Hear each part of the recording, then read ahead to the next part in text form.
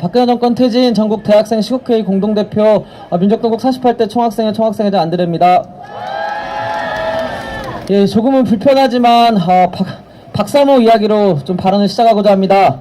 제가 오늘 11시에 이곳 회의가 있어서 이곳에 광화문 쪽에 왔었는데 박사모 의원 2,000명 분 정도 되시는 분들이 집회를 하고 계셨습니다.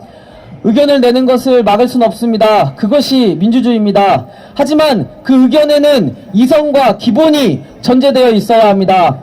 대한민국의 만세, 대한민국이 영원하라 라는 구호를 외치며 박상호 의원들이 집회를 했습니다.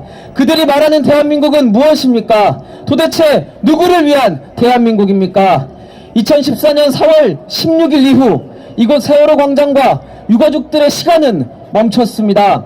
안전이 없는 국가, 진실이 밝혀지지 않는 국가, 국가 권력의 사유화가 되고 재벌들의 배만 불리우는 국가, 이것이 지금의 대한민국입니다. 이러한 대한민국의 만세와 영원을 외친다는 것은 잘못된 권력에 대한 추앙과 복종이며 우리는 주권자로서 그것을 받아들일 수가 없습니다. 탄핵은 가결이 되었습니다.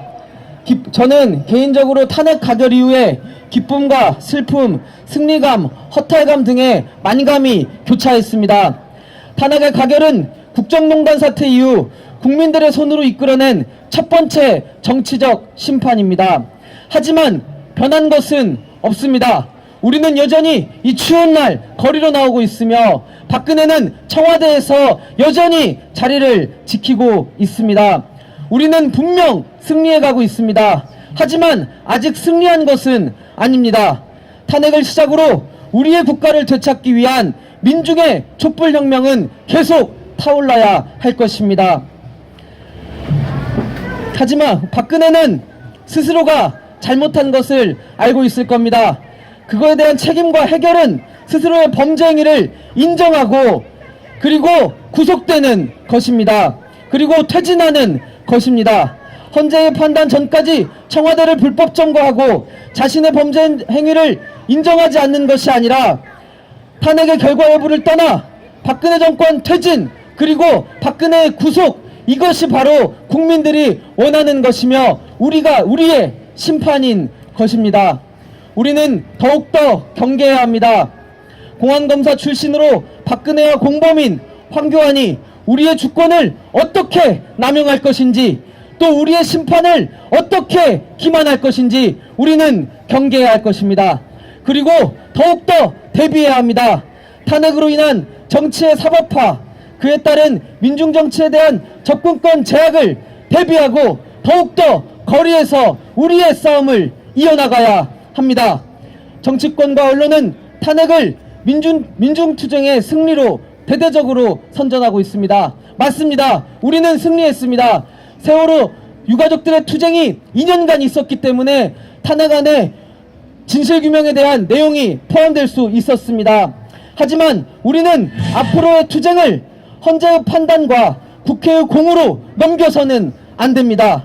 탄핵 결정 이후에 세월호 유가족분들이 흘리시던 뜨거운 눈물이 아직도 생생합니다. 하지만 그것은 승리의 기쁨의 눈물이 아니었습니다.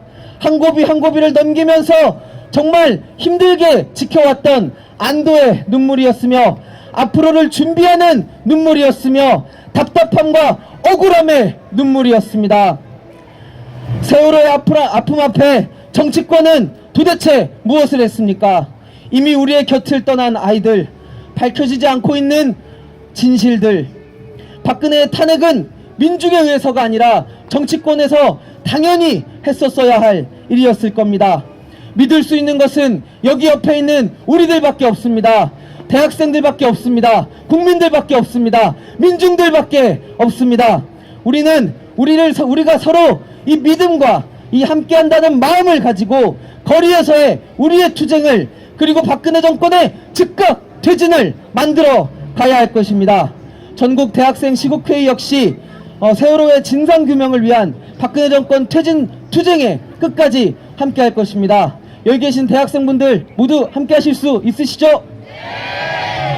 감사합니다. 네, 끝으로 저는 동국대 학생으로서 이정현 대표 후배입니다. 이정현 대표가 정치외교학과고 저도 정치외교학과입니다. 제가 다음 주에 가서 반드시 이정현 대표 손에 직접 장을 지질 수 있도록 고추장, 된장과 화로를 가지고 새누리당사 앞에 갈 것을 약속드립니다. 감사합니다.